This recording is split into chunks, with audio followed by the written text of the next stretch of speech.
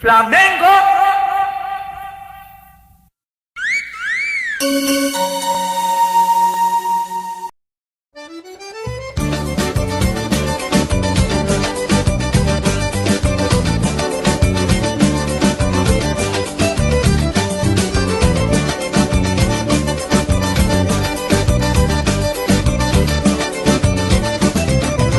A amizade é a melhor coisa do mundo.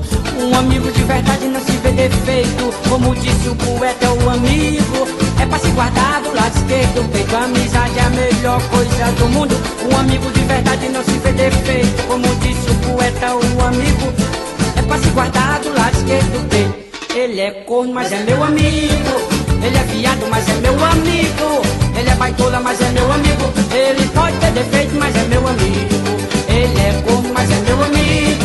Ele é viado, mas é meu amigo. Queima ruela, mas é meu amigo. Ele pode ter defeito, mas é meu amigo. Um amigo é paco de outro. Eu tô aqui paco de você.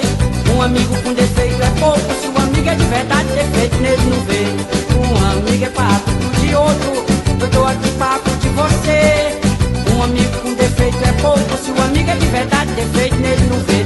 Ele é corno, mas é meu amigo. Ele é viado, mas é meu amigo. Ele é briguento, mas é meu amigo.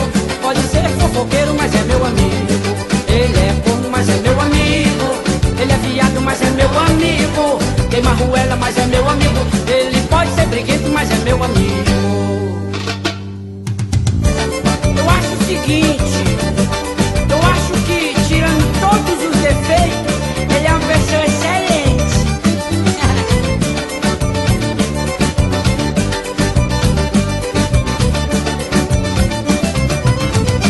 Um amigo é paco de outro. Eu tô aqui paco de você.